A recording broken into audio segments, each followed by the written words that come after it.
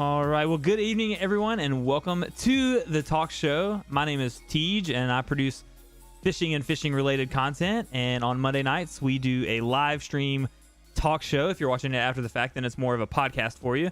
But we try to interact live with the chat as it's going on. So if you guys have any questions or comments, please leave them down in the chat box or over to the right in the chat box, and we'll address them as we can. Tonight, we have a very, very special guest who is a good friend of mine.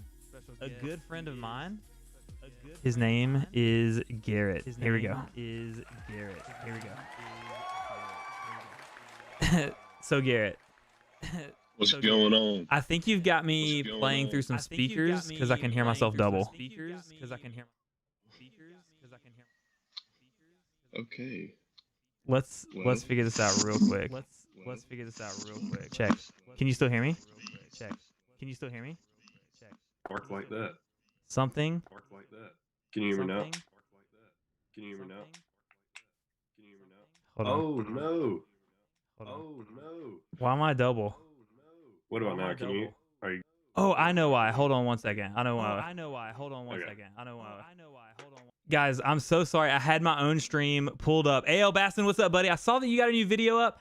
I haven't had a chance to watch it yet, but I definitely am planning on it. Brandon Chance in the house. What's up? I fixed the echo. I accidentally. So YouTube is a little weird in that the way you go live, it's just different. And so I had my own window. Excuse me. Didn't mean to burp there. I had my own window open, unfortunately, and that's what was causing it. I thought it was you. It was me, man. It's not you, it's me. Let me go ahead and pause. Hey, it's all good. All right. So Garret is our special guest tonight, and those of you, if you have been around at least my channel for a while, then you know Garret. But if you haven't been around the channel, Garret is a really good friend of mine. Like how did we even meet? How do we even become friends? It was Daniel's. I remember.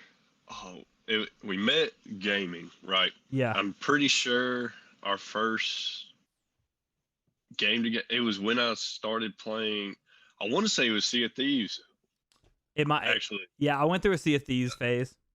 So I remember you and Daniel were playing Sea of Thieves one night. He came to work the next day and was showing me, and I was like, "Oh, cool! I'll play with y'all." I think I played one game of that, and then I got introduced in the league. That way and stuff. Okay. I played some league with y'all too. So Yep. So if you're new to the talk show too, it's inevitable. Like we're gonna talk about video games for the first like 5 minutes. If fishing is number one for me, 100%. Video games would be my number 2 passion at this point in my life, which is really weird to say.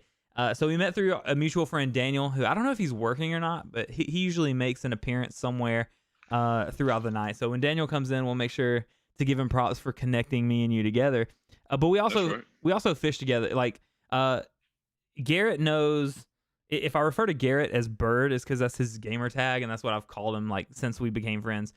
Tell us like how you got into fishing.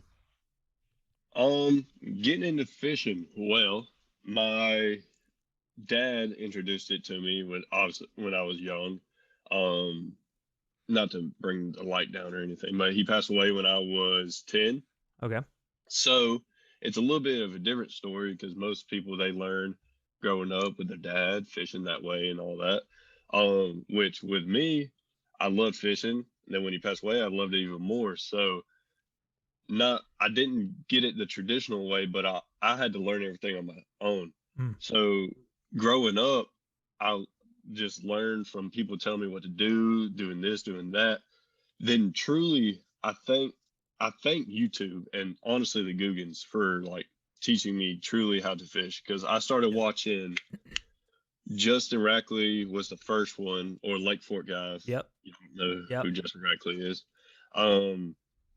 Started watching him when I was probably in 9th grade, which was, oh gosh, I'm old. 6 years ago, something like that. Yeah, 6 years ago.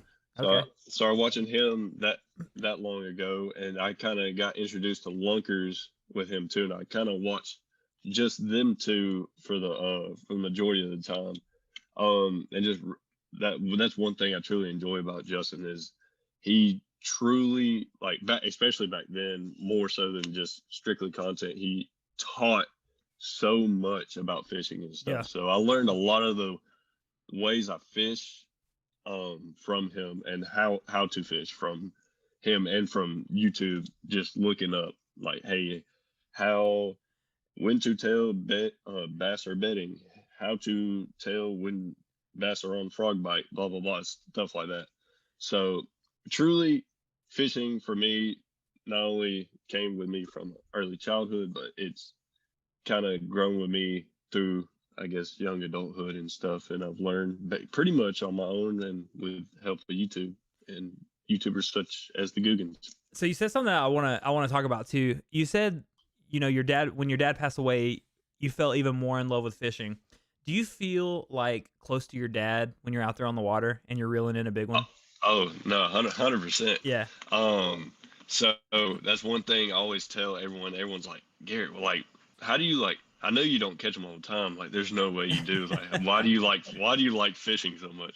And I tell them it's like truly because it's not only it's an escape for me, which I think I can speak for everyone that fishes.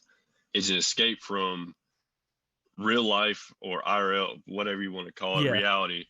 And just get you just one-on-one with you and the water, you and the fish, you and God, whatever.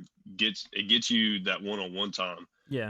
Really gets you to like self-reflect and stuff like that. So that's and like you said, makes me feel closer to him. So that's probably the main reason, because like I'm like, okay, this is something we used to always do, because there's a pond down by my house, which I'll tell a story in a little bit. We got kicked out of, that we used to go fishing to all the time. Yeah. So truly, whenever I go fishing, it truly just it's sentimental to me. Okay.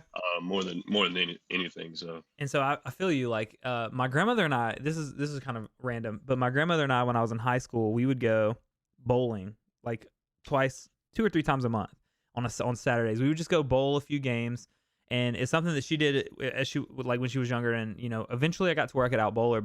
But even now, like, as she's been gone for 2.5 years now, even still, when I go bowling, I do like certain things in my walk up that she did.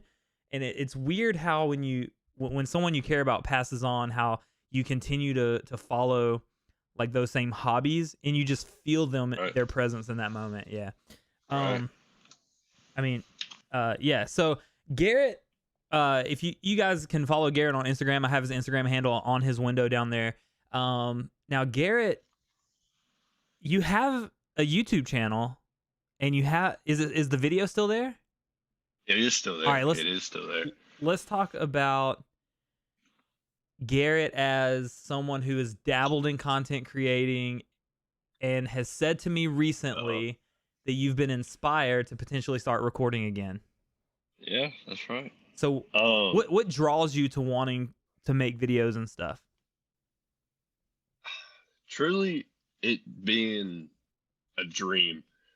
I'll tell everyone, they'll ask me, it's like, Garret, there's like a lot of work behind filming, editing and stuff, and doing this, doing that, which I'll tell them is like, I don't have the biggest passion for that. I have a bigger passion for being on this side of the camera. I don't like doing sorry, I'm sick, by the way, guys. Yeah.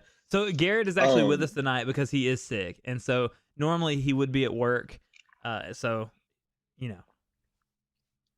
Hey, there's Dan. Dan, T.O. of my favorite guys, bro. That's crazy, Daniel, because you're one of our favorite guys. That's right. Big Dan. No, but I'll like, people ask me, it's like, Garret, why don't you try to do it? Why don't you do this? Why don't you do that? It's like I was saying, I like being not the center of attention, but I like being the guy, like joking around, being up front, being in front of the camera. I don't like editing and doing the back end side of it. Okay. And two, it would just be an outlet for me to do and possibly make an income and stuff off of something I truly love. Right. And propel that even further. Yeah.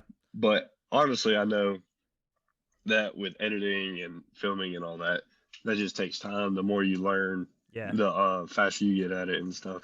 And you have several friends in the content game. You don't have to name drop. We don't have to do that. I mean, obviously me, obviously some creator. We've talked about a creator that you're friends with that's a much larger than me.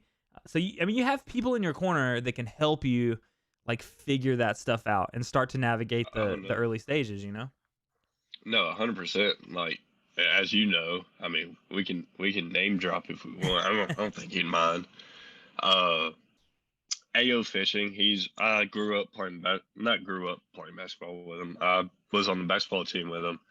He's told me, it's like, hey man, like the more content creators, like, especially around here, the better, Yeah. because then we can link up, do videos together, do all the types of stuff like this. He was like, even told me, it's like, if you need me to show you anything Yeah. on editing and stuff like that, is like, just let me know and I'm more than welcome to. Which he still has a 128 gigabyte micro SD card of mine that I gotta get back from him at some point. So I may try and um finagle me into a video. Uh, A.L. Basson asked if Garrett is from where we are. He's from the. Did you grow up in Valley, Alabama, or the LaGrange side of things? LaGrange. Okay. So yeah, I came down to the river area. My going into 10th grade year. So Back to AO real quick. I've sent you several text messages and said, "Hey, can you ask AO this question for me?" And it's like maybe 20 minutes later, he's like responded to you, and you've responded to me. Like, super cool guy. Like, oh no, 100%. so AO and I didn't realize that he was who he is, and me and you were just having a conversation. I was like, now that you say that, we went to church together. Like when I first started going to church, it was the family that his church went to, and so I really knew his dad a lot better. His dad was like a youth leader, and I was a student, and super cool family. But yeah, we've talked about trying to get AO on here at some point in the future too, which would be really cool. One thing I noticed. Go ahead. Oh, I just remember the one video I was in with him. Like, I remember we were going fishing that morning, and I had met him on the river a couple of days before, and I was talking to him. I didn't even know he had a YouTube channel. At this point, he had like 25,000 subs, I think. Bro, if I had 25,000 subs, all of my friends would know. And yeah, exactly. He was like, yeah, man, I'm just out here I'm getting a thumbnail for this video. I was like, video? He was like, oh, yeah, I do this YouTube thing. Bro, so humble. I was like, what are you talking about? You have a YouTube channel? He's like, yeah. I was like, oh, that's cool. I was like, we should go fishing sometime. He was like, all right. Dude, if I get him on here, I'm gonna tell this story. Go ahead. So we went fishing, and I wasn't thinking a video or nothing. Like, no, we hadn't gone fishing yet. And I was like, all right, so what time do you want to hit the river? We told each other. It was a great morning, by the way. Overcast, low fog, Perfect. not too foggy though. Right, which you would think, oh, topwater, whatever. They were not hitting on anything that day. So we went, or the night before, we were texting. He was like, oh yeah, by the way, we're probably just going to do like a 1v1 challenge, whatever. Do this, do that. To you? And I was like, yeah. And I was like, what? I was like, what are you talking about? He's like, oh, we're gonna film a video. And he was like, if we're gonna go fishing, I might as well film a video. Absolutely. Like, okay. So I hadn't looked up his channel at this point. So I went online and I was like, all right, whatever. AO fishing. And hit enter, and I was like, oh, okay. Did you get nervous? Were you nervous at that point? Like, no, that's the crazy part. Like, myself, I'm an outgoing introvert. So okay, I can see that. Yeah, so like if I'm comfortable with you, oh, dude, like I will tell you anything, say anything. I don't care what I say, honestly. Yeah.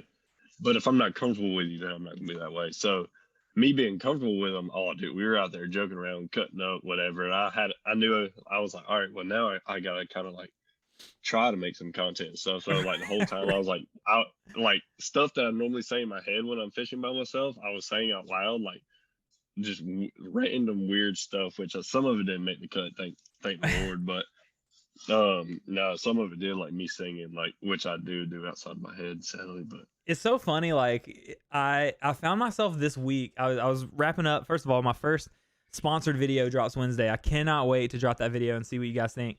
And so that video is sponsored by Mystery Tackle Box. Use code TEACH. Actually, someone used my code today for the first time, and it like made me feel so freaking good. But I was out there fishing, and I would cast. I would be talking. I would cast and not get a bite or whatever. So then I would like make a cast, and I would have the same conversation over and over to try to make it on camera. It's so funny when you're out there filming content, like how you're trying to capture that moment. So real quick, we're going to talk about kayaking and co-angling in just a second, because this is kind of where I am in my bass fishing journey.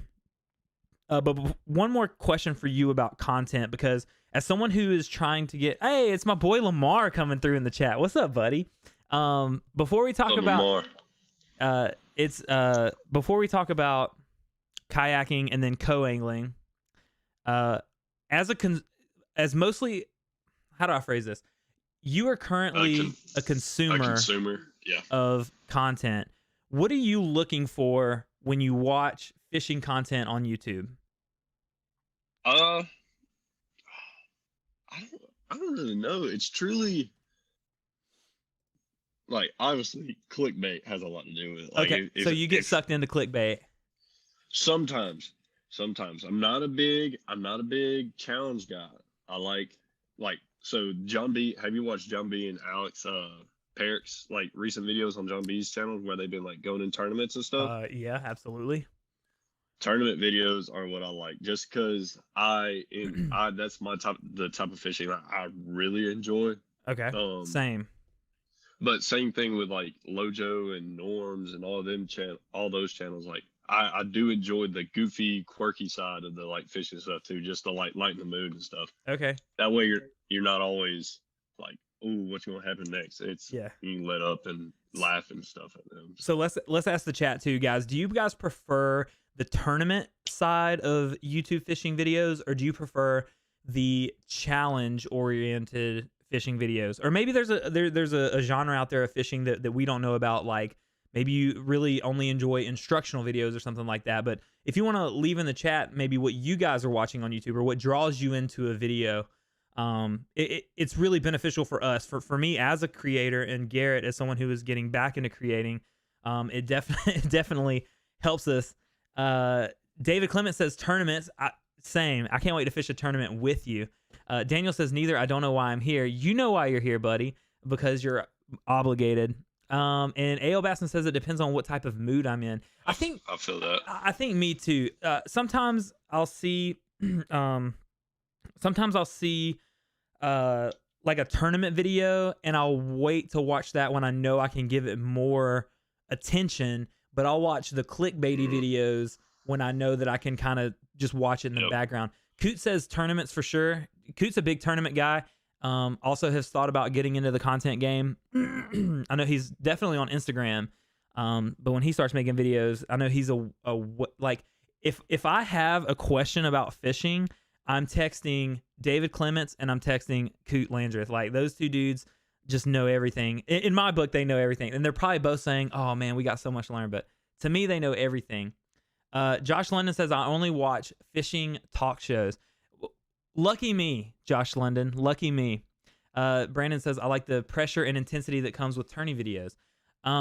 That's good. I hope you guys enjoyed my first tournament video that I put out last week, from fishing from a bass boat. If not, go check it out. If not, definitely go check it out.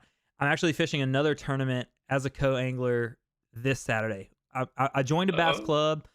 I joined the bass club. I'm fishing one a month as a co-angler until I get a boat, and then I'll be a boater. So y'all see a lot more of that content. So let's talk about kayak fishing, kayak tournament fishing, and then we'll talk about the co-angling side of things, or boat fishing, because it is different. So Garrett, I'm glad, texted me today and said, hey, I can you've been trying to figure out a club around town. I'm fishing with Dixieland Bassmasters. So co-angling means that I can fish tournaments. It's not a team tournament. I'm an individual competing, but I fish off the back of the boat of somebody with a boat. So they get to choose where you go and position the boat and everything, and you kind of make do with what you got. Luckily, I'm in a small club that fish for points. They are a federation club, so I can qualify for higher tournaments. And everybody's really chill, so they don't really screw me over. I've seen videos of horror stories, but we'll get to co-angling in a second. Garrett texted me today and said, hey, I can come on the show. I said, good, because I want to talk about kayaking, because I've had a miserable week with my kayak this week. I've caught some fish. I made what I think is a good video. I caught my first fish on a frog. That's going to be in the video that comes out Wednesday. But my pedals sit down in this little like pod, and there's 2 clips that hold it in, and both of those broke this week. So right now I can't pedal my kayak. I can paddle it, but once you pedal, you don't really want to go backwards. Oh yeah, once you pedal, you're not going back. No, 100%. So Garrett texted me and was like, hey man, I can come on. I was like, good, because Garrett is also a kayak fisherman. Let's talk for a second the pros of kayak fishing, and even maybe kayak fishing tournaments, because we fished 2 tournaments together. Right. All right, so tell me your pros on kayak fishing. What is Garrett? Pros on kayak fishing. One, you're more one-on-one with just your surroundings. It's not as big of a deal to go, hey, look, oh, there's a creek, dump your kayak in, boom, you're in the water, you can go fishing and stuff. And that's probably the biggest thing to me, is the more in touch with the outdoors that you are, like, because you're right there in the water, you can fall over at any moment and you be in the water, blah, blah, blah. Also too, probably the biggest one, the one everyone thinks of, is you can get back in water that boats can't get back into. Right. Especially out here on the river where you're from, where I live. When the water's not generating, they're not biting as good, but when the water's not generating, you can't go over some spots, and you can only go so far in a boat. So where in a kayak, say I come up to some shoals, boom, I can bring my prop up and pedal and go right over them. Yeah. No problem, or even drag them. You can't do that with a boat. But obviously there are a lot of pros with boats. So yeah, we'll get to that. What about kayak? So I would say the same. I love kayak fishing because hey, what's up, Grayson? How's it going? I love kayak fishing for the same reasons. I can throw it in the back of my truck. I can drag it across my garage floor. Whatever, it's gonna be fine. I throw it in the river. We go in these creeks, and I love to fish the creeks that when it's low tide or outgoing tide, bass boats can't get back there, and I'm still catching fish. So I love that. I love the kayak tournament side of things because it is so chill. Yes. It's so chill. Yeah. This is the difference in, quick story. The first kayak tournament I ever fished, Garrett came in first, and Coot's dad actually came in second, and I skunked.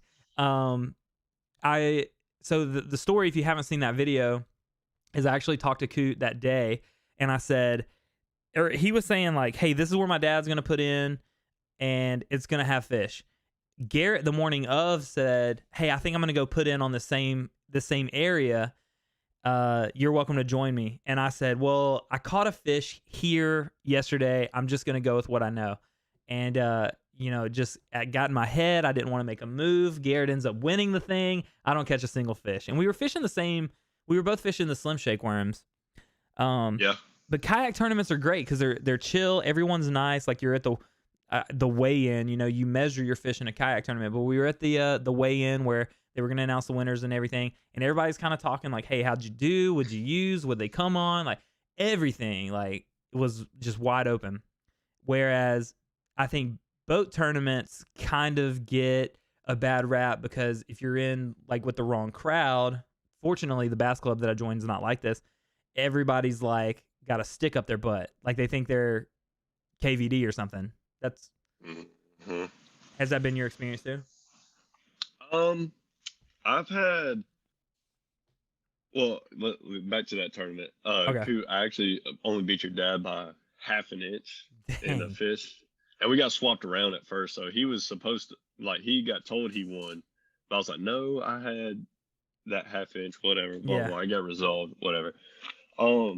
No, but from the tournaments I've fished in, it hasn't been that big of a deal. Like Thursday nighters, those are chill. Um, I've had, and then the big boat tournament that I technically co-angled, but we were on a team. Um, it was pretty chill just because it was a bigger tournament, college tournament. Oh, Um, cool. I didn't know that. yeah, you didn't know that the one in Gunnersville? I didn't know that was a college tournament. That's cool. Mhm. Yeah, that was FLW. What was it? Was it a Boo Garcia? No, I don't know. No, yeah, because that was before MLF bought FLW, so it was FLW Abu Garcia College Tour. Yeah. Um, it was chill. It was awful, but it was chill. Now I do know instances, especially around where I'm from, where people they get pretty feisty. People think other people cheat, blah blah blah. People Yeah. don't show up with their money, they get kicked out, stuff like Sure. that. There is a lot more drama just because the money's more up here. Like Yeah. it scales. The more money you put into it, the more money you Sure. get. Whatever. So that is the I think the outstanding. Well, not the outstanding. But the biggest drawback from big boat tournaments is that side you do have people putting a lot of money into it and a lot more tryhards, if you will, Yeah. I guess. And rightfully so. Like if you're, Oh no, 100%. in my opinion, like if you're trying to feed your family and you're going this hard, like Oh that's yeah, fine. But if it's a yeah. friendly Thursday night thing, like there's no need to be a Oh tool at the rink. yeah, Uh, so A.O. Basson said that's true. To be honest, you just got to know the right people, especially if you want to learn a lot of people, or if you want to learn, a lot of people are secretive in boat tournaments. That fortunately, yep. like the bass club that I joined, like after every tournament, we have a meeting. Usually the following week, and we talk about it. I say this, I've been in the club for literally a month, and we talk about it, like, hey, what were you using? You know, because it's not a money club, it's a points club. Like we fish for points, and then the top 6 get to go on to fish the state tournament. This top 3 boaters and top 3 non-boaters. So Coot says, unfortunately, where there's money, people will cheat. That's true in absolutely everything. I mean, you know, I come from a video game background. In competitive and professional video games, like you see it all the time, people getting blasted for cheating or getting caught for cheating. Sports, athletics, like whenever there's money, people will cheat because people just aren't as honest as, you know, they should be. They should be. Right. Right. So what model kayak do you have? I have a Slayer 12 and a half, Slayer Max 12 and a half. Obviously 12 and a half foot long. Yeah. It's a unit. It's a heavy boy. It's 100 plus pounds when Yikes. it's fully rigged. Probably closer to 125 plus. Yeah. Fully rigged. It's a big boy, but it's a boat. It can handle a trolling motor pretty easily. I actually came close to, but a lot of tournaments, kayak tournaments, don't allow you to have motors. Right. It's either paddle or pedal, but it's a unit, gets me where I need to go. Yeah, I don't fish the lakes as much as I should with it, Mm-hmm. just because I feel like to successfully fish a lake, you have to cover, the more water you cover, the better. Correct. On a lake. Yeah. Where in a kayak you're kind of limited to like the area of that boat ramp. Yep. Maybe within 2 miles.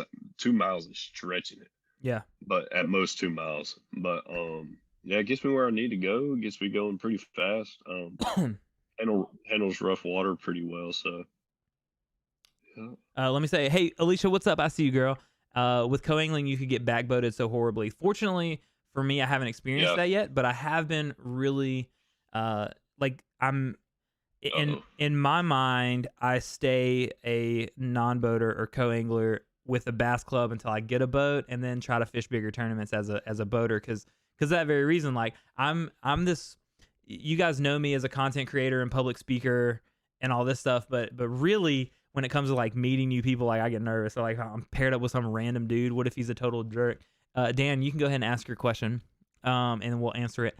I fish out of a Vibe Shearwater 125, which is a new kayak. It came out about a year ago, and they've already made some not big, but they made some adjustments to the model now that's different than when it came out. But I got the pre-order, and I did not have pedals when I got it. I got the pod and the pedals from a friend for really cheap. I have the Yak Gadget pod, and I'm currently waiting for Yak Gadget to get back in touch with me.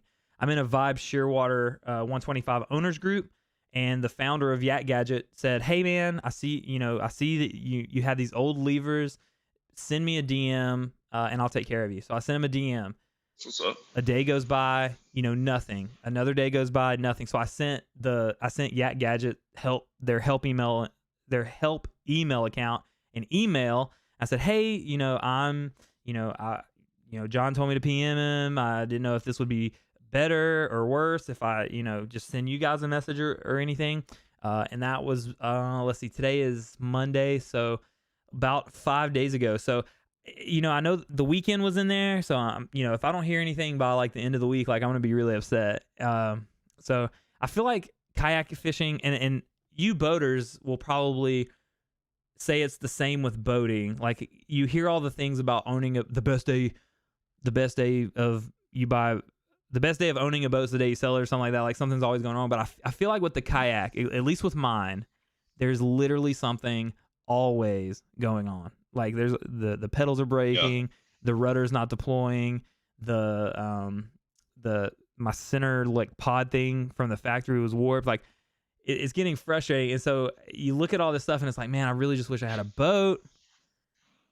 Or like you said, like with a kayak, you go out, you can pedal like maybe 2 miles around, but you are really limited to that boat ramp. Mm-hmm. And if you get out in big water, it can get kind of squirrely, right? It can get scary out there. Have you ever fallen out? Have you ever fallen out? So good thing I've never actually took a dip out of my kayak. The closest I've came was, it would have been my own fault. I tried to go down some swift moving water. My man. In my first kayak. Now falling out, no. Getting scared, yes. Yeah. Hearing a 250 Merc screaming down the lake and you see it rooster tailing towards you, dude. Yes. Luckily it's during the day, so that they slow down. I was close to a no wake zone anyway, so yeah.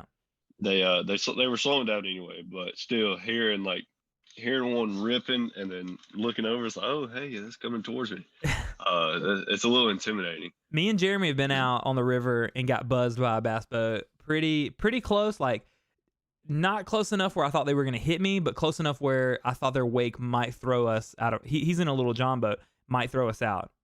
Like I've seen that. I've never fallen out of mine either, but the other day I was crossing the river and the wind was picking up. The waves were kind of coming over a little bit, and my wife called me, and I'm on the phone. I'm like, hey, just stay on the phone with me till I get across the river to the creek that I'm going to. And I don't know why. Like, if I had gone overboard with her on the phone, like, what is she gonna do? Always wear your life jacket. If you're that is right. Always wear it. There is no reason not to wear your life jacket when you're out on the water in a kayak. Like, Garrett, would you get in a kayak with me? Would you get in a kayak with Daniel? Yes. His other question was, do you feel like a pirate when you're on your boat or kayak? No, not really. Jason says, I'm not a fan of this dude. Y'all must have had a bad experience playing Valorant together or something. Oh, the crimson. No, dude, that's the best color, man. Oh, man. Anyway, all right, so we're talking about kayaking, we're talking about co-angling, kind of all of it together. If you guys have any questions or comments about kayaking, co-angling, fishing, content creating, anything, you guys can leave it in the chat. Thank you guys so much. Make sure you're following Garret Partridge on the Instagram, and as soon as he starts to put out more consistent videos, you will we'll definitely be promote. I'm not gonna say that, Garret. You could post a video tomorrow, and I'm gonna promote you. But I mean, you know this from the Twitch days. No, yeah. This is Bird, yes. So, not a fan of Daniel Armitter. Everybody loves Daniel Armitter. I'll follow him to the ends of the earth. Same. Okay. We're jumping around a little bit, but I want to go back to content. I got to publicly say thank you to Garret, because week 2 of the On the Line challenge, Garret was the one. I was going home to visit my aunt, and I was like, man, this is really cutting into my like filming time. Do you have any spots for me? And Garret is the one that got us to that first pond where we'll retrace the steps in just a second. I had every intent to make like a director's cut where I showed the whole video. The way the contest was laid out, at that point, I didn't know I could feature someone else as much. So in that video, you don't really see Garret as much. But when it came to the day of fishing, man, we wore them out, dude. I think you wore it out more than I did. Yeah, we caught. I think we caught around the same amount of numbers. I may have caught like a few more. I think you did. I did. I know. I felt bad because I was wanting to putting you on them, because everyone knows as a fisherman, like when you take your buddy to a spot that they've never been to before, you want them to catch the big fish. Absolutely. And of course, I go and lay it. I go and whack some. I whacked like, what was it, like 2 or 3, like 4 close to 5 pounders. Yeah. Something like that. Yeah. So yeah, we wore them out that day. It was a good bite, good day. If you guys want to see my perspective from that day, it's the week 2 challenge video from the On the Line challenge called Speed, and the goal was to catch as many fish as we could in an hour. And so we went to a farm pond. I tore it up on the clickbait, and I think I caught one on the Biospawn ExoSwim as well. By the way, you can get all these baits that I'm mentioning right here at Carl's Bait and Tackle. Make sure you click the link down in the description below, because they keep track of who I send to their website. So click my link. It helps me, and it'll help you as well. They're not a sponsor of this podcast or talk show, though, but they are a sponsor of Wednesday's video upload. Garret, I'm down to come and do more kayak tournaments and kayak fishing with you. But when can we expect to see some boat tournament action from you? Boat tournament action from me. Well, funny story, as you know, I don't know if Lamar's still in here, but Lamar, there was a chance for me to trade my kayak and put a little bit of money on top of it for your old boat. So if that would have happened, you'd probably be seeing a lot. You would have seen some content out of me pretty easily, because I would have been ripping, going out on lakes, doing all that. But to answer the question, I would like to. Was it not a Ranger? I thought it was a Ranger. I don't know. It may have not been his. I don't know. But big boat stuff, I'm not sure. My probably future brother-in-law has a little tracker, a little 17-foot tracker that, and it sounds like it needs a new fuel pump and stuff. But if I got that to work and I got comfortable and was like, hey, let me take it out, blah blah blah, let's do that. I could probably get more content out, but more content would probably come from the kayak than anything. Maybe hitting some ponds around where I live. Can we put kayaks in that pond that we fish? Oh, dude, yeah. I used to with my Moken 12.5, my feel free. I used to put them in there like every time I would go when I first got it, because it was only like 65 pounds, 12 foot. I could roll it. I carried it on my shoulder down there, whatever. Now with the freaking boat that I have to have the gate unlocked, which I just text the guy and be like, hey, can you unlock the gate? Yeah. But you can fish it with kayaks in there, and Okay. it's fun too because you can hit that whole other side. Hey, And Lamar. there's some. Lamar was asking if it was the red and white one. Did you trade yours with Andrew, or was that your dad? That Lamar? I don't know. It may not have been, but I had an opportunity. It may have not been yours. But I had an opportunity to get a bass boat, but I got outbid. So, Yikes. sort of. I'm still waiting to come down and fish Coot's new Phoenix. Honestly, I'm actually fishing out of a Phoenix this weekend. I'm excited to fish. Ooh, I'm excited. you know to fish what out of model it. it is? I don't, but I'm gonna ask. I'm gonna ask all the questions Saturday when I'm out there. Now look, if it's one of the like slimmer, faster Phoenixes, and it starts going like this, look, just pucker up and enjoy the ride because it gets a little squirmy out there. So they roll. So last month, David Clements, I fish with him on his Triton all the time, and I feel like he did like. I've never felt like it was going amazingly fast. Like I always felt safe or whatever. I was on a skeeter with a guy last month, and my friend Robin, dude, he would goose it, and it was like dark outside, and I was like, oh, how these boys be doing this, man? I'm kind of scared, you know. Was it an older skeeter? I don't know. How do you tell? I don't know how to tell this stuff. So. I'm walking. Yep, that's it. I'm trying to stay on the kayak thing before we go to the co-angling thing one last time. No, you're good. But yeah, I'm down to come. We need to come fishing with. Koo says he doesn't kayak fish. His dad does. So I know he's got one. I need to just make a Georgia run and hit up, Georgia Bassmaster. Yes. You guys. I got some. There's some other creators like Colby in Georgia has expressed interest in getting together too. So. That's gonna come in handy soon. Now, you guys know that I started creating like fishing content with the end goal being tournament fishing, and that's why I got into kayak so soon, was because I could afford it and get into kayak. He said I went for the first and last time a few months back. Did you tip over? Because I hope so, just for the story's sake. Now that I know you're okay. Wait, what? Oh. So I got the kayak, and I love fishing kayak tournaments, but now that I've been fishing as a co-angler, I think it just gave me the bug really to want to fish bass boat tournaments more. Like it really just made me want to fish it even more. So hopefully that time will come. So if you guys ever have an extra seat on your boat, you got room for me, let me know. I'm trying to soak up as much knowledge as I can. Let me know, buddy. We'll collab anytime.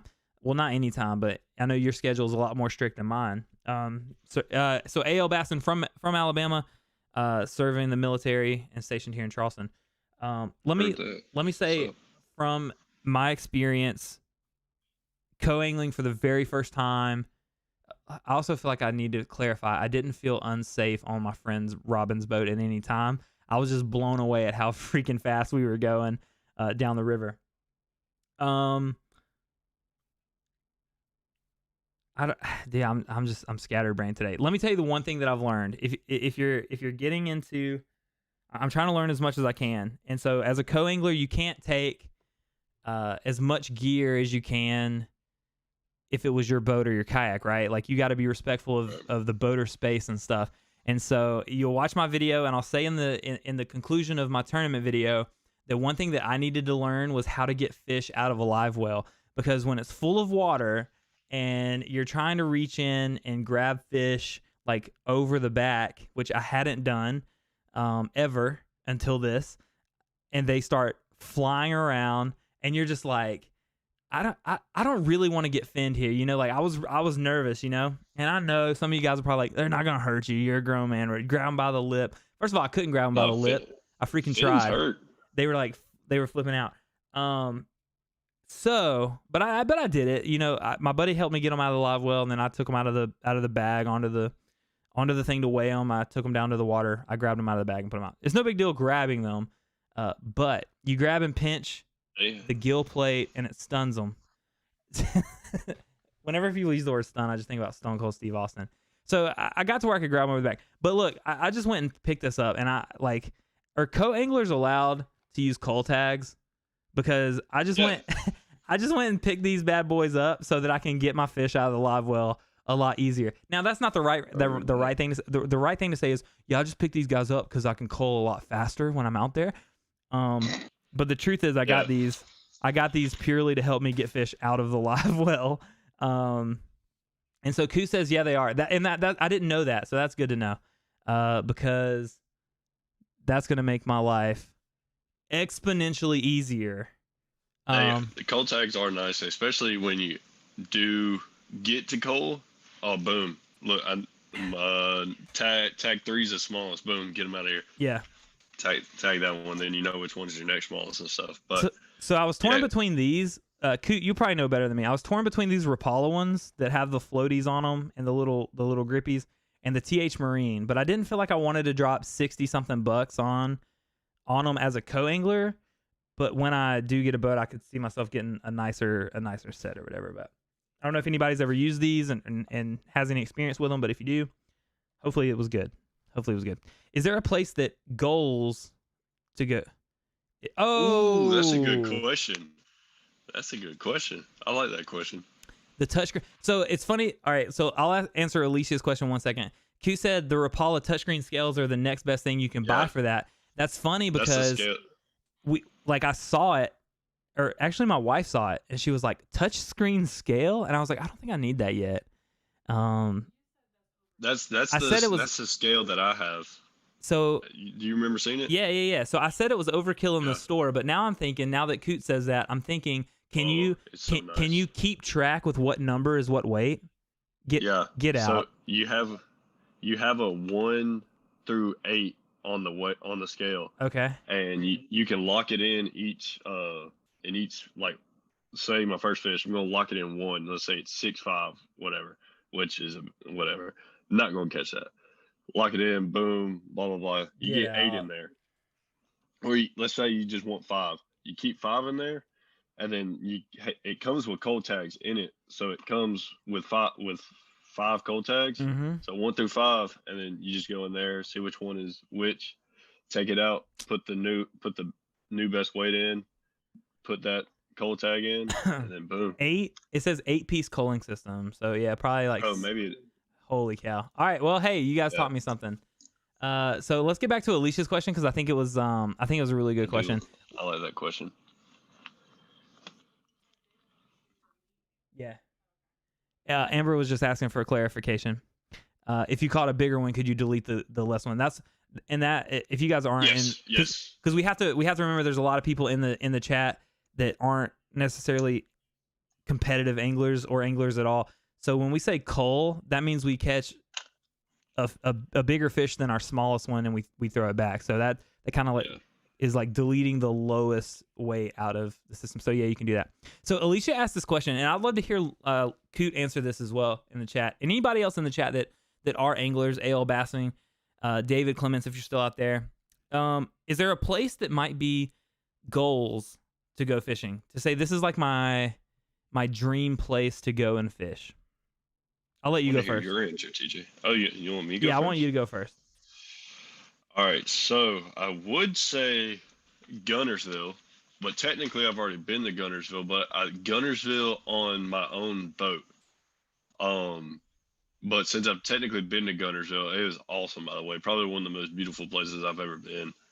Ripping like 70 miles an hour down the main channel. Oh, mountains on each side. Beautiful. Cool. But now, probably, as I've seen like videos and like footage of it and stuff, is probably Lake Michigan or Saginaw Bay. Is that what it is? I have it up here on the calendar. I don't know. It's up north in Michigan area. Smallmouth fishing. I want to go up there late April, mid-May. Yeah, there it is. Lamar. Saginaw Bay? Yeah, dude.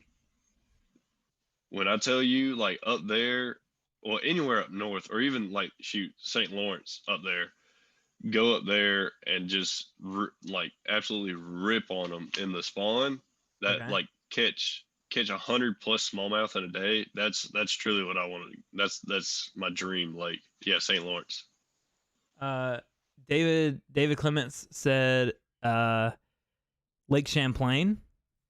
Yeah, Okay. that's up north too, isn't it? I Yeah. think so. Yeah, Yep. New York, right? I think it's New York. A.O. Basson said St. Lawrence for smallmouth. If I was gonna answer that question, it's not as in depth as these guys because they've been in the bass fishing game a lot longer than me. I would say South Florida, like Okeechobee, or somewhere out in Texas, which Ooh. I had a chance to fish Okeechobee when I was down in Florida for a week. I know somebody that knows somebody that's a guide, but I was like, driving all the way out there, it was like a 2-hour drive, and then what's my wife gonna do for the week? Coot says Lake Fork for largemouth, St. Lawrence for smallies, Lake Jordan or Mitchell for Coosa spots. Ooh. So Shout out DC. the reason I would say like Okeechobee or somewhere in Texas like Fork is because I know that these places produce like big largemouth bass, Oh, and yeah. my PB right now is like 4 pounds even, right? So the thought of being able to lay into a 8-10 pounder is what is exciting for me out on the lake. Like, if you do that in like a private stock pond or something, I don't know that I'd be as excited. Yeah, But it's not the same. to do that out in the wild, man, that's what gets me excited, is just catching a big fish. I feel like I can break that PB this year. I feel like I can, even though we've already missed the spawn here in South Carolina. That's the best time to catch them when it's not as fun. The Just furthest wait till winter. Bro, I'm scared about winter. I'm sure we'll do a podcast all on winter techniques. The furthest I've ever driven to fish, I think West Point. So I currently live in Charleston, and so I've driven back home to West Point, where me and Coot and Garret we all grew up there, and so I've driven back there to fish some tournaments. But I haven't fished with Coot since I lived in Charleston, but I used to drive back down there and fish with him a little bit when I lived in Atlanta. So not that far, just like 5 hours. Yeah. But when the boat comes, baby, who knows? Man. My wife wants a camper. She wants to do that Brandon Polinick lifestyle. Oh yeah. Yeah, she wants to get a camper. I'll pull the boat. She pulls the camper. Cute. All right. Doesn't sound bad to me. We've been a little all over the place talking about co-angling and talking about kayaking. Last night, would you or does it interest you to go ice fishing? I'm gonna be doing a couple different species this summer.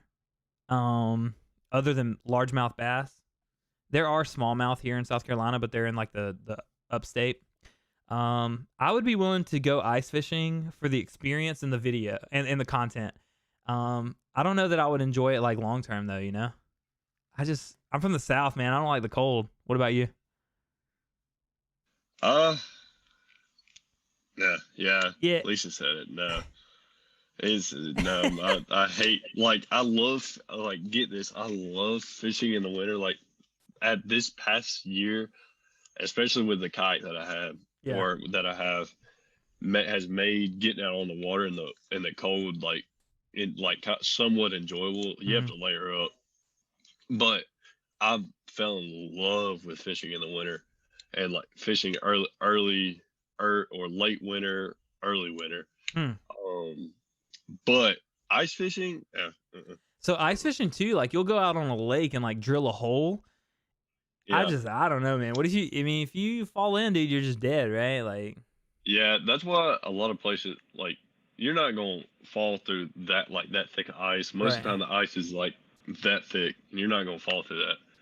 But yeah, no, ice fishing is not for this guy right here. Once this channel starts getting a little bit more revenue that I can put back into fishing, I'll meet you guys in Iowa and go ice fishing. I used to live in Alaska. Yeah, I got a friend that lives in Alaska now. I told him I'd come, try to come visit. Like, Alaska's really beautiful, but there's no bass. Yeah. There's no largemouth bass in Alaska. Do you know that? There are some salmon though. There are some salmon. So we've been all over the place tonight talking about kayak fishing, the pros and cons, tournament fishing a little bit, co-angling, fishing off the back of a bass boat. We've talked about bass tournament. We've talked about a little bit of everything tonight. If you guys do have any questions, like I said, fishing, content creating, tournaments, kayaking, bass boating, whatever you have. If you have any questions, leave them in the comments. We're getting ready to wrap up, so the Q&A, now would be a good time for the Q&A to start. I'll say that next week, it looks like, yes ma'am, anytime. Next week, it looks like we're going to have Ryan rigged. We kind of a soft commit. We're going to talk a little bit later this week and see if we can make it happen.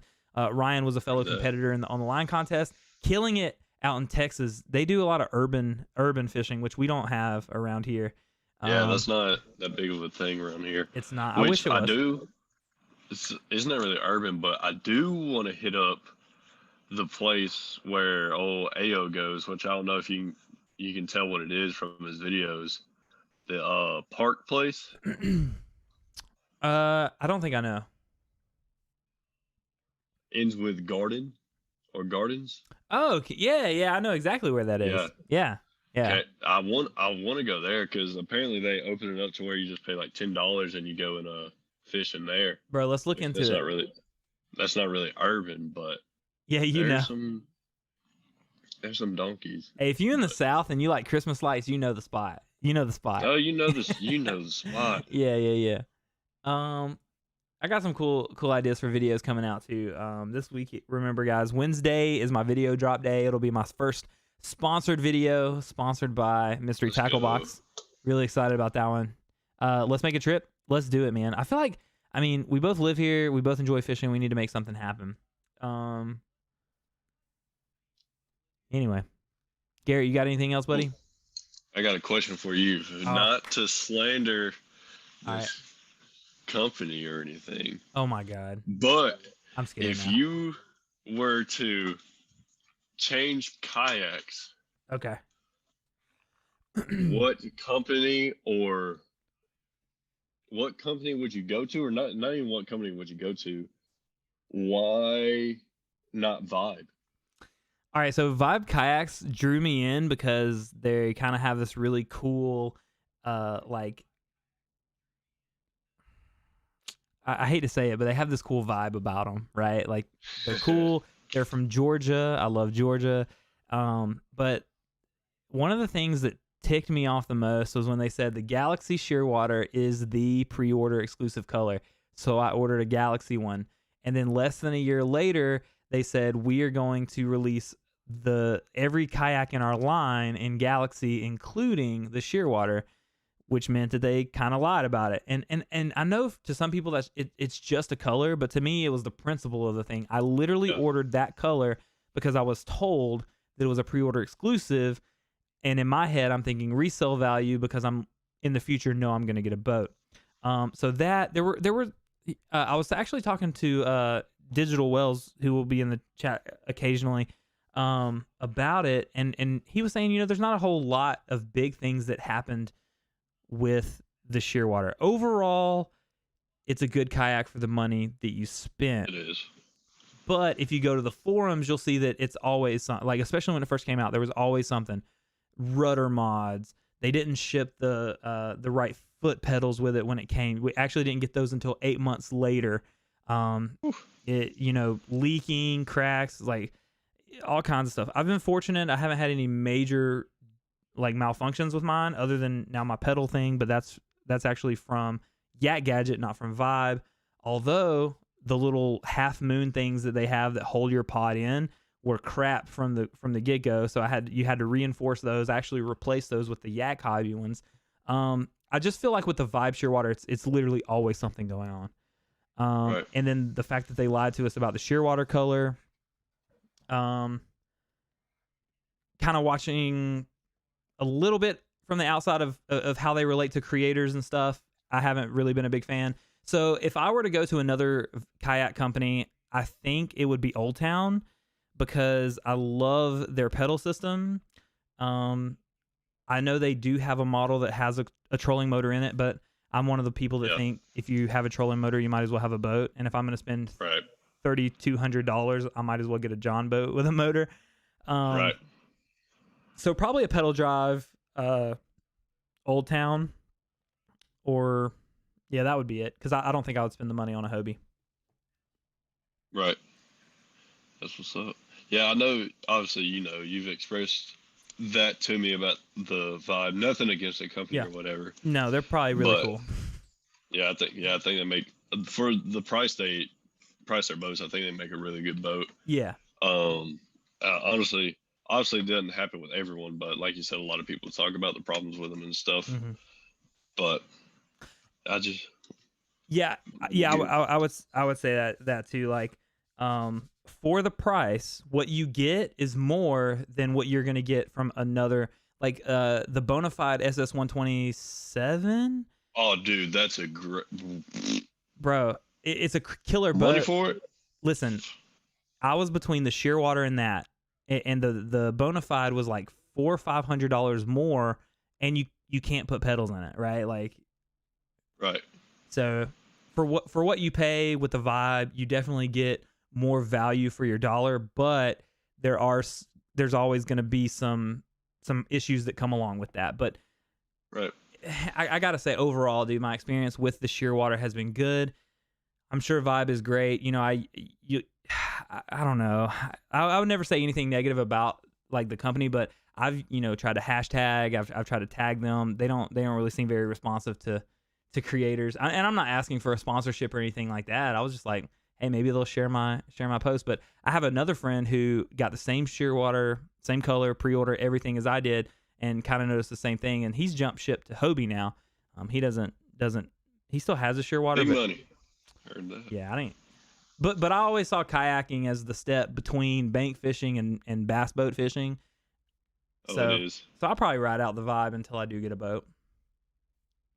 Heard that. What about you? Yeah, and I've told you, like talking about my boat. Mm-hmm. You're pretty happy with yours. Yeah, it's built like a tank, honestly. Mm-hmm. You can even tell in the pedal drive on it. It's a native, so that the first with reverse what they say or whatever. Okay. But it's made out of like it feels. It probably is honestly, but the shelling of it is cast iron. It feels like it probably is, but it's just built like a tank. Like I said, it's heavy, and you have to spend a good bit of money for the nice cart system for it. But it's a beast. It's nice. It's got me where I need to go and got me out. So cannot complain about it at all. What's my favorite fishing combo is my Guggen Squad Gold Series go-to rod and my Shimano SLX XT 7-to-1 gear ratio reel. What about you, Garrett? It's a toss-up because I have a Shimano and Jacko collab, Poison Adrena, that doesn't have the best reel with it, which I know I could swap them, whatever. But I have a higher gear ratio. I have an 8 on that. It's like a worm rod or like a drag.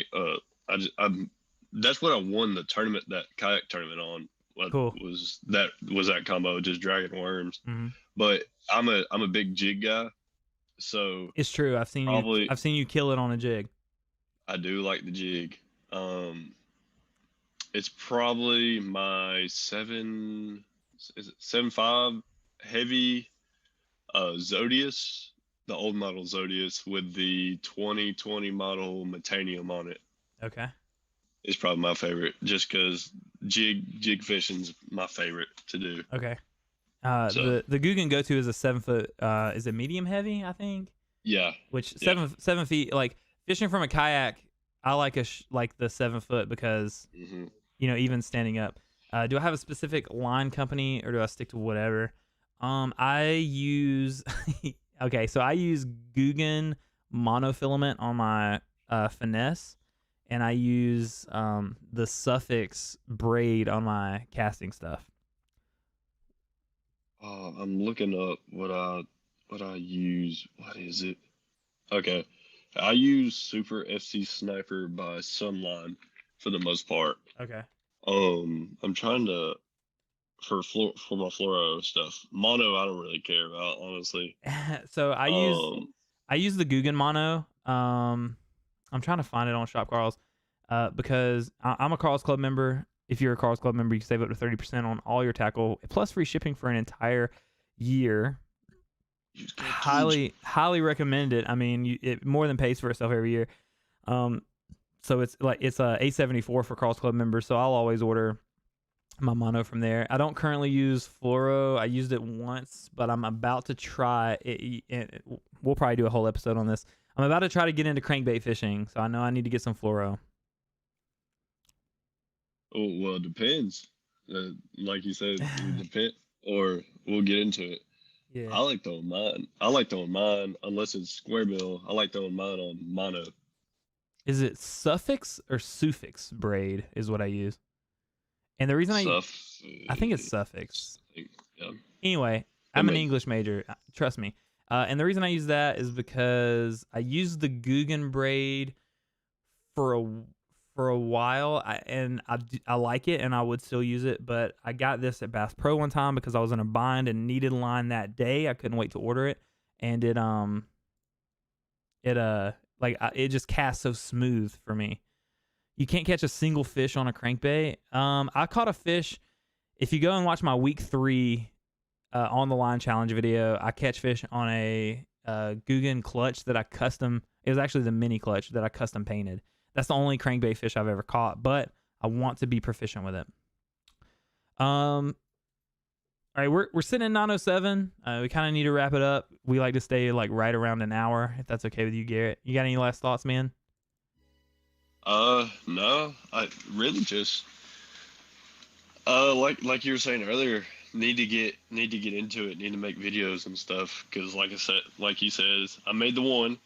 That was a one and done, but I don't know. I really need to get into it. It's just me committing to it and doing stuff. But so Garrett, you have 14 subscribers. I'm gonna go ahead and post your channel in the comment section here. If you guys want to go ahead and sub to Garrett, you can watch the video that he has posted and the future videos when he does start posting. Garrett's a good dude, good friend of mine, and you'll see some more fishing adventures with both of us, dude. Leave a comment on the video too. Let me know what y'all think about it. Go ahead. Oh, I was just gonna say, big question. Real quick. Coot said, I keep saying I'm gonna start a channel or something, but I haven't got around to it. Do it, bro. Do it. You have such a wealth of knowledge. You're funny. You're outgoing. I'd insta subscribe. All right, Garrett, go. Shoot me with your question. All right. I guess this kind of just wraps up the whole thing. Okay. So you obviously been in a kayak. Uh-huh. You've been co-angling in a boat. True. Which is big boat fishing. Which one do you enjoy more? Big boat fishing and like co-angling, whatever it be, whether you're working the trolling motor, doing whatever, or do you like kayak fishing better? Hey, quick story before I answer that. One time Coot said, "Hey, do you know how to work a trolling motor?" And I said, "No." I don't even know if he remembers this. I said, "No, I've never done it before." He's like, "It's super simple. There's an arrow. You point it the direction you want to go. You push the button. You go that way." So he backs his boat up. He dumps me in the water. He goes and parks the truck. And when he comes back, I'm just like doing circles in the in the water because I didn't know. I was like, I don't know how to save me. Hey, listen, if you're a kayak like purist, you might dislike what I'm about to say, but I've always been honest. Like kayaking to me was the stepping stone. Like when I get a boat, I don't see myself kayaking. So unless my wife wants to go, like kayaking or whatever, but she doesn't have one right now. If I went and got a boat tomorrow, I would sell my kayak the next day. I want to sell out to that bass boat tournament lifestyle, and I still want to do fun videos. And once I get to where I'm making consistent tournament content, I still want to make the fun videos. That bass fishing dude, what's up, baby? He said, "Don't do it." I'm gonna be in a kayak for a while, man. I'm gonna be in a kayak for a while. Don't worry. I just feel like I enjoy, and here's what I don't know too. I've been fishing off of other people's boats. Will I enjoy it as much when it's my own? I don't know. I don't know what it's like. By the way, that bass fishing dude, incredible content on his channel as well. If you guys go and drop him a follow. Fellow on the line contestant, absolutely slayed and painted one of my favorite custom baits in the entire contest.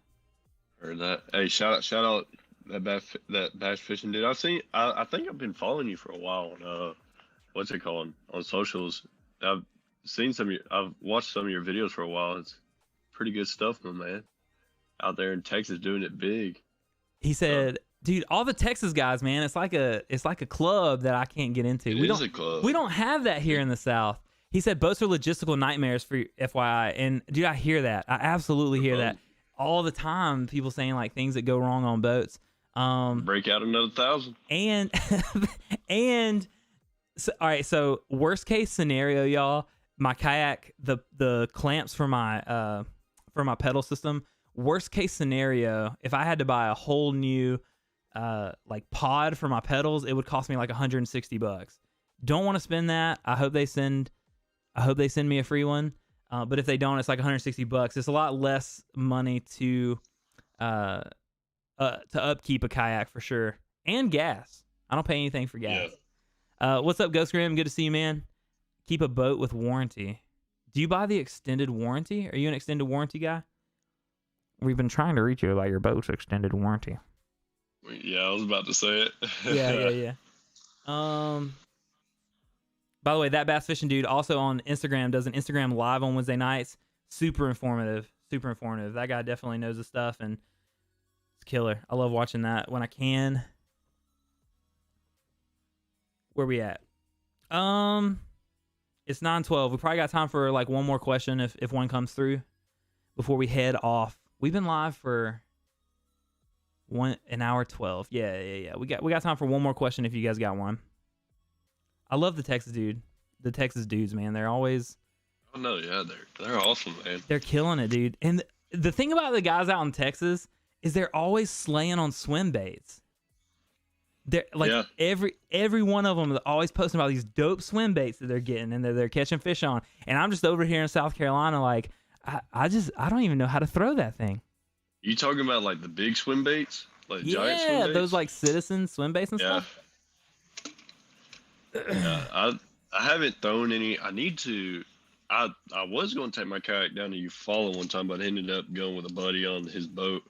I was going to bring some of my big like Citizens and stuff out there and throw those around. But it's thing with that, you have to commit to them so hard, because it's not going to be 5 casts catch them. Like it's an all day thing to catch one fish on them. Yeah. So, but I bet it's fun when you do. I've actually never caught one on a big swim bait, which is a goal of mine. But so Coot recommends getting warranties if you can on used boats, but that's true. That, I mean, you never know what you're going to be buying. The biggest fish I've ever caught was only 4 pounds. He says it has its challenges. You're definitely not connecting every outing. Yeah, that's kind of what you were just saying 100%. Too. It just looks so fun, man. Y'all got like cool baits and big rods. It just looks so fun. Gas and bass boats is expensive. I feel you. I got a story about that. All right, let's hear it. Go ahead. So that college tournament that I went up to Guntersville for, we had great time, by the way. Guntersville, awesome. If y'all have never been, y'all have to go to Lake Guntersville. Don't go in the fall transition though, or any transition, because you will not catch any fish if you go in any transition on Guntersville. But we were there. I paid for the hotel. The guy paid for the gas in the boat. And I was like, I feel like I'm gonna be paying a good bit more for the hotel for the two of us than that too. AL Bass and if it's windy, no. I was like, dang, he's finna get out easy. He's not finna. He put $100 worth of gas in that boat. This was September 2020, so gas prices were like below $2. Yeah, down where we were. It did not fill it up. Jesus. I'll say so gas, obviously, and I'll say this last thing about kayak fishing over boating is it's nothing for me to take my kayak, throw it in the back of my truck, and haul it down there and fish with you. Like driving down the interstate, no big deal, no worries. It's a lot easier than towing, like pulling a trailer. I know people that like do it all the time can probably pull a trailer, no problem. But when I had my kayak on a trailer, when I had my Wrangler, I got used to it. But I tried to back it. When I first got my truck, I still had the trailer. I tried to back it down a boat ramp one time. I was like, oh, this is miserable. So I just got a bed extender. So I do like the portability of the kayak for long distances too. I mean, it doesn't really seem to affect the gas mileage on my truck at all. So hopefully, like tonight, guys. Yeah, it's 9:15. I got to wrap. Hopefully we can get, eventually sit down with that bass fishing dude on here and have a good conversation. Cause that bass fishing dude, just a wealth of knowledge, man. And a good heart. I love I can't talk that guy up enough, you guys. Definitely go check him out. Tonight we talked about kayaking. We've talked about co-angling. We've talked about bows. We talked about a bunch of stuff tonight. And like I said earlier, next week we're trying to see if we can work it out with Ryan Rigg to come on and talk to him. He's one of the Texas boys as well, big swim bait guy. So that'll be a fun conversation talking about urban angling. And I don't think I have a really good send off. Like I don't have a really good like we'll see you guys next week. Let's see if I can come up with something. Guys, if y'all enjoyed the video podcast / whatever you're watching, if you're watching it now or later, click that subscribe button down low, turn that bad boy gray, enable post notifications so you know next time he posts that way you know next time when Teej posts a video, go and thumbs up this video, leave a comment saying, hey, I loved your video, by the way. And I use code Teej at checkout at Shop Carl's to save $10 off your first mystery tackle box. There it is. You don't you got it. If you guys enjoyed it, he will see y'all again next week at 8 p.m. hopefully with Ryan Rigg, and that will be the next episode of Teej's Talk Show. Couldn't have said it's been Garrett. Go follow me on Instagram. If Teej posts a link in chat, go hit me up on YouTube, whatever. I'm going to try and break out of my shell and use some YouTube content and stuff. Do a little bit of content here and there. But like I told you in text, TJ, I'll let you know. I'll try and talk to old Big Show and try and get him to get on here and stuff. Hey, so, tell AO anytime, man. He's always welcome. That's right. All right, hey Garrett, hang on one second. Let me end the stream and everything. I'll come back and say goodbye to you, guys. One quick thing, like Garrett said, thank you guys so much for tuning in. I always appreciate you guys watching the content. We definitely stayed on a little longer than we normally do, but you guys had some really good questions. I hope you guys enjoyed this. I enjoy talking to you guys, and I will see you guys live next Monday night around 8 o'clock Eastern time, and I will see you Wednesday, not live, for the next video drop. Hey, you guys are awesome. I'm really having a great time doing what I'm doing. There's other creators in the chat. Like I said, that bass fishing dude, David Clements Fishing. Even follow Garrett. He hasn't posted a video in a while, but he's working on getting back in the game. A.L. Basson also just posted a new video recently. I'm going to check that out tonight before I go to sleep. You guys are seriously rock stars. I love you so much. I'm very thankful for each and every one of you. I'm going to hit you with the ending screen, and I'll catch you guys on the next one. Peace.